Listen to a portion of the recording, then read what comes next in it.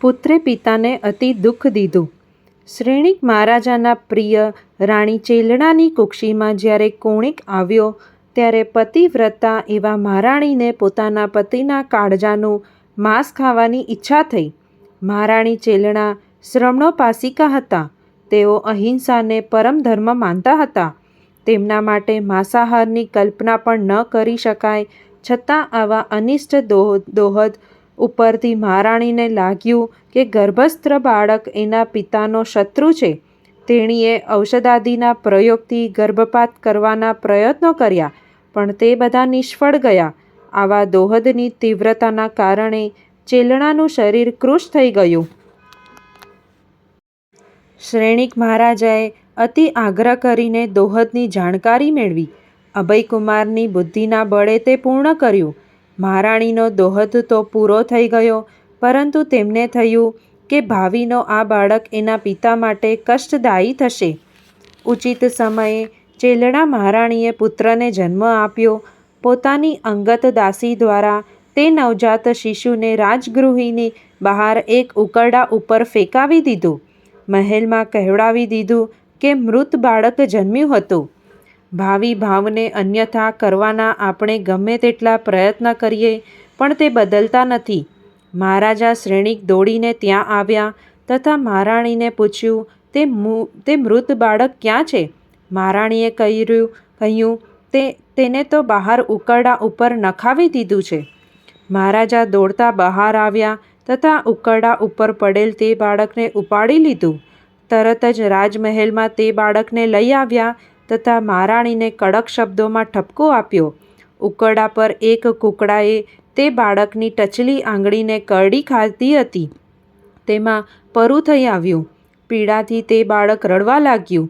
મહારાજા શ્રેણિક તે આંગળીને મોઢામાં લેતા તથા પરુને ચૂસીને બહાર ફેંકવા લાગ્યા. તેનાથી બાળકને આરામ થઈ ગયો. તે રડતું બંધ થઈ ગયું. તે આંગળી સહેજ નાની થઈ ગઈ, તેથી તેનું નામ કોણિક પાડ્યું. કાળક્રમે કોણિક યુવાન થયો. તેની મહત્વાકાંક્ષા પ્રતિદિન વધતી જતી હતી, પણ અભયકુમારની હાજરીમાં તે કાંઈ કરી શક્યો નહીં. તેને જલ્દી રાજા થવું હતું. અભયકુમારની દીક્ષા પછી તેને છૂટ મળી ગઈ. તેણે ગુપ્ત રીતે પોતાના કાલકુમાર આદિ 10 ઓરમાન ભાઈઓને ભરમાવ્યા કે આપણા પિતા વૃદ્ધ થયા છે, છતાં રાજ્યનો મોહ છોડતા નથી. તેઓ રાજ્યનું સંચાલન બરાબર કરી શકતા નથી. તેથી આપણે તેમને રાજ્યગાદીએથી ઉઠાડીને સરકે ભાગે રાજ્યના 11 ભાગ કરીને રહીએ તો બધાને માટે સારું રહેશે. ભાવિ ભાવને આધીન થઈને 10 ભાઈઓ કોણિકની વાતમાં સંમત થયા. શ્રેણિક મહારાજા અભયકુમારની દીક્ષા પછી રાજ્યભારથી મુક્ત થવા ઈચ્છતા હતા. તેમણે કોણિકને જ રાજ્ય આપવાનું મનોમન નક્કી કરી લીધું તથા હલવિહલ નામના એના 2 ભાઈઓને 18 સરો હાર તથા સેચનક હાથી ભેટ આપ્યા. કાલકુમાર આદિને જાગીરો ભેટ આપી હતી. વેરાણુ બંધના કારણે કોણિક ધીરજ ન રાખી શક્યો.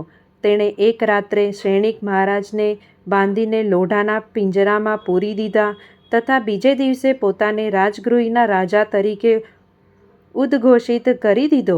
રાજ્યભયના કારણે કોઈ કોણિકનો વિરોધ ન કરી શક્યા. આટલાથી કોણિકનું વેર શમ્યું નહીં.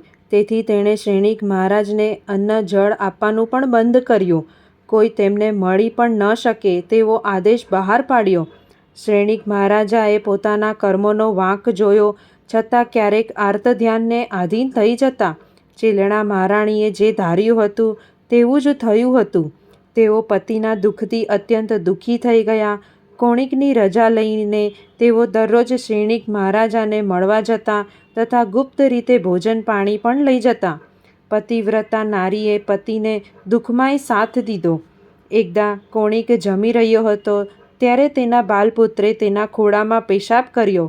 કોણિકે તેના ઉપર ગુસ્સો કર્યો ત્યારે તેની માતા ચેલણા મહારાણી રડવા લાગ્યા. કોણિકે માતાને રડવાનું કારણ પૂછ્યું ત્યારે ચેલણાએ કહ્યું, કોણિક, તું જ્યારે નાનો હતો ત્યારે તારા પિતાની થાળીમાં પેશાબ કરતો, છતાં તારા પિતા એ જ થાળીમાં ભોજન કરતા. તેમજ મેં તો તને જન્મતા જ ઉકરડા ઉપર ફેંકી દીધો હતો. તે વખતે કુકડાએ તારી ટચલી આંગળીને કરડી ખાધી હતી. તેનાથી તને વેદના થતી હતી તથા તેમાં પરુ થઈ આવેલું. છતાં તારા પિતાએ તે આંગળીને મોઢામાં ચૂસી પરુ નાખી દીધેલ. એમને તારા ઉપર આવો પ્રેમ હતો તે એનો બદલો અપકારથી આપ્યો. તને ધિક્કાર છે, તું કુલાંગાર પાક્યો. આટલું કહી ચેલણા ધ્રુસકે ધ્રુસકે રડવા લાગી. વેરના અનુબંધો પૂર્ણ થઈ ચૂક્યા હતા. માતાની પાસેથી બધી વાત સાંભળીને કોણિકના અફસોસનો કોઈ પાર ન રહ્યો. તે પોતાના ઉપકારી પિતાને જેલમાંથી મુક્ત કરવા માટે હાથમાં કુહાડી લઈને દોડ્યો. શ્રેણિક મહારાજાએ વિચાર્યું, આજે કોણિક મને જીવતો નહીં છોડે. આમ પુત્રના હાથે મરવું તેના કરતાં હું આત્મહત્યા કરી લઉં. તેમણે વીંટીમાં રહેલ તાલપુટ વિષને ચૂસીને જીવન સમાપ્ત કરી દીધું. કોણિક નજીકમાં આવ્યો ત્યાં સુધીમાં તો શ્રેણિક મહારાજા મૃત્યુ પામી ચૂક્યા હતા. કોણિક કરુણ વિલાપ કરવા લાગ્યો, પણ હવે રાંડ્યા પછીનું ડાપણ શા કામનું? આ વાત આખી નગરીમાં ફેલાઈ ગઈ.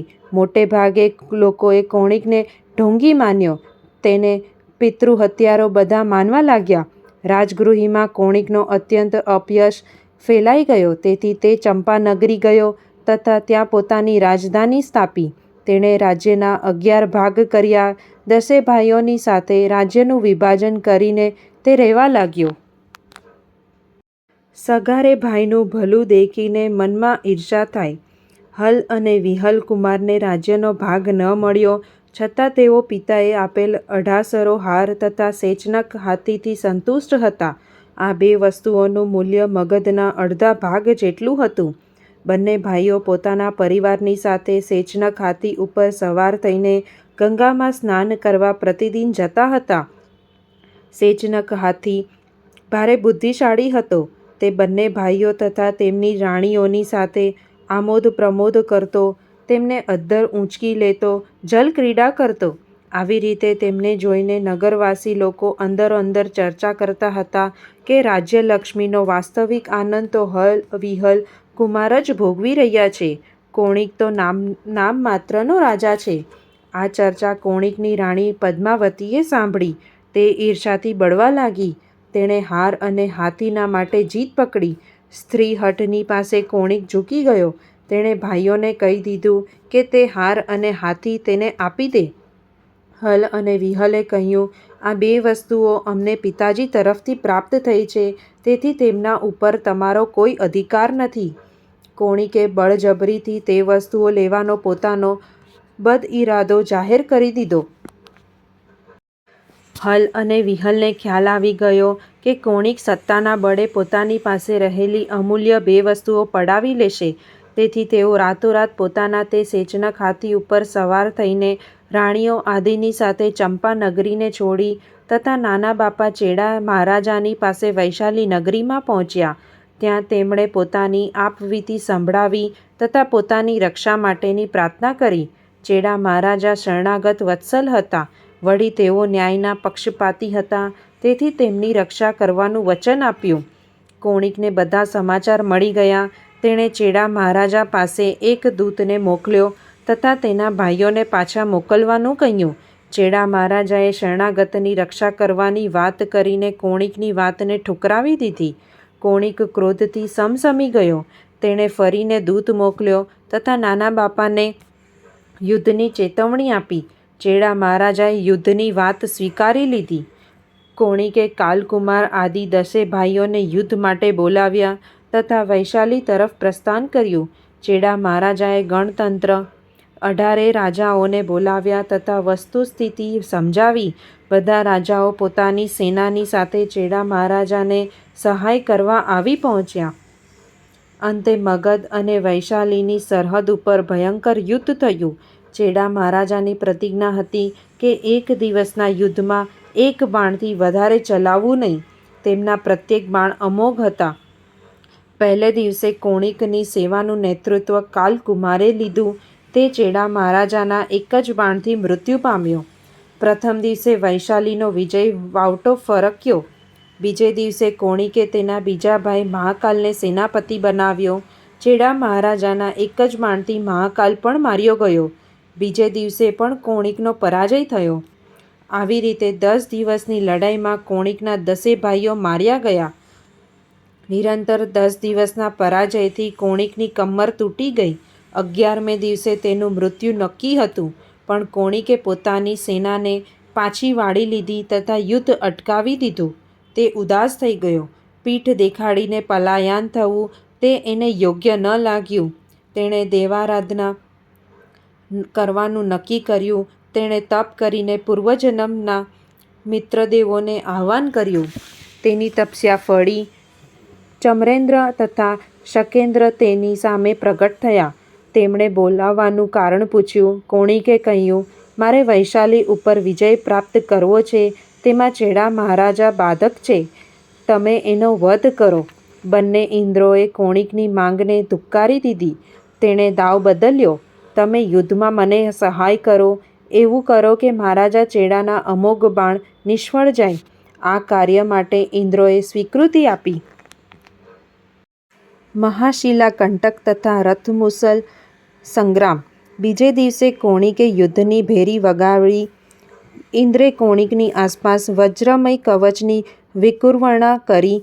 પોતાની દિવ્ય શક્તિથી શિલાકંટક સંગ્રામની વિકુર્વણા પણ કરી. એક બાજુ દેવેન્દ્ર તથા કોણિક હતા, તો બીજી બાજુ વૈશાલી, કાશી, કૌશલ આદિ દેશોના 18 રાજાઓની સેના હતી. યુદ્ધ શરૂ થયું. શિલાકંટક સંગ્રામની વિકુર્વણાથી કોણિકના પક્ષેથી ફેંકવામાં આવેલ કાંકરા કે કાંટા શત્રુ પક્ષ પર શિલા યા ભાલા બનીને વરસતા હતા તથા શત્રુ પક્ષની શિલા કાંકરા જેવી બની જતી હતી. આ યુદ્ધમાં ચેડા મહારાજાનો ઘોર પરાજય થયો. તેમના લાખો સૈનિકો માર્યા ગયા. બીજે દિવસે ઇન્દ્રે રથમુસલ સંગ્રામની વિકુર્વણા કરી. ચેડા મહારાજાની સેનાએ પૂરી શક્તિથી યુદ્ધમાં ઝંપલાવ્યું હતું. કોણિકની સેનામાં એક રથ દેખાતો હતો, જેમાં સારથી કે ઘોડા ન હતા. યુદ્ધના મેદાનમાં તે રથ અહીં તહીં દોડી રહ્યો હતો. તેમાંથી હજારો મુસલ એક સાથે પ્રગટ થતા હતા તથા ચેડા મહારાજાની સેનાને મારતા હતા. ચેડા મહારાજાએ પોતાનું અમોઘ બાણ છોડ્યું, પરંતુ દેવોના પ્રભાવથી તે બાણ નિષ્ફળ ગયું. તેમની સેનામાં બધાને લાગ્યું કે આપણા માલિકના પુણ્ય ક્ષીણ થઈ ગયા લાગે છે. સૈનિકો ભાગવા લાગ્યા. મહારાજા ચેડા પણ યુદ્ધ બંધ કરીને વૈશાલીમાં પાછા ગયા તથા નગરના દરવાજા બંધ કરાવી દીધા. સેચનક હાથીની અદ્ભુત વફાદારી. કોણિકની સેનાએ વૈશાલીના વજ્રમય કિલ્લાને ભાંગવા માટેના ઘણા પ્રયત્નો કર્યા, પણ તેમાં સફળતા ન મળી. ફરીને દેવોને બોલાવવા તે જોખમકારક કામ હતું. કોણિકે નગરીને ફરતો ઘેરો ઘાલ્યો, પણ તેમાં તેને સફળતા ન મળી. હલ વિહલ સેચનક હાથી ઉપર બેસીને રાત્રે નગરની બહાર નીકળતા તથા કોણિકની સેનાનો કચ્ચર ઘાણ કાઢતા. તેમના આ યુદ્ધથી કોણિક ગભરાઈ ગયો. તેણે મંત્રીઓની સલાહ લઈને કિલ્લાની ચારે બાજુ ખાઈ ખોદાવવાની, તેમાં ખેરના અંગારા ભરાવીને ઢાંકી દીધી. આ કાર્ય અત્યંત ગુપ્ત રીતે થયું હોવાથી કોઈને તેની ખબર પડી નહીં. રાત્રે હલ અને વિહલ નગરની બહાર નીકળ્યા, પણ સેચનક ખાઈ તરફ આગળ ન વધ્યો. તેને વિભંગ જ્ઞાન હોવાથી તે શત્રુઓની ચાલને સમજી ગયો હતો. હલ વિહલ ભારે નિરાશ થઈ ગયા. હલે કહ્યું, સેચનક, તારા માટે તો આ મહાવિનાશ થયો છે. આજે તું કેટલો કૃતજ્ઞ થઈ ગયો કે અમારી વાત પણ માનતો નથી. આખરે તું પશુ તો ખરો ને? માલિકના કટુ વચનોથી સેચનકનું હૃદય વિંધાઈ ગયું. તેણે આત્મબલિદાન દેવાનું નક્કી કરીને હલ વિહલને પોતાની પીઠ ઉપરથી નીચે ઉતારી દીધા તથા પોતે ખાઈમાં પડ્યો. જરાવારમાં તેનો પહાડ જેવો દેહ બળીને ભસ્મ થઈ ગયો. એક હાથીની કેવી સ્વામી ભક્તિ કે પોતાનું બલિદાન આપીને તેમને બચાવી લીધા. હલ અને વિહલના અફસોસનો કોઈ પાર ન રહ્યો. તેઓ વૈરાગ્યવાસિત બની ગયા. તેમણે હૃદયથી ભાવપૂર્વક પ્રાર્થના કરી કે કોઈ તેમને મહાવીર સ્વામી પાસે પહોંચાડી દે તો તેઓ દીક્ષા લે. સાચી પ્રાર્થના નિષ્ફળ જતી નથી. સાસનદેવીએ બંને ભાઈઓને શ્રાવસ્તીમાં બિરાજતા ભગવાન મહાવીર પાસે પહોંચાડી દીધા. બંને ભાઈઓએ પ્રભુ પાસે દીક્ષા લીધી. ગ્રંથકારો કહે છે કે 12 વર્ષ સુધી કોણિક નગરની બહાર ઘેરો ઘાલીને પડ્યો રહ્યો. તેમાં એક ગુરુદ્રોહી કુલવાલુક મુનિના સહારે તેણે વૈશાલીનો વજ્રમય કિલ્લો તોડાવ્યો તથા વૈશાલી નગરીનો મહાસંહાર કર્યો. ચેડા મહારાજાએ આજીવન અનશનની આરાધના કરી.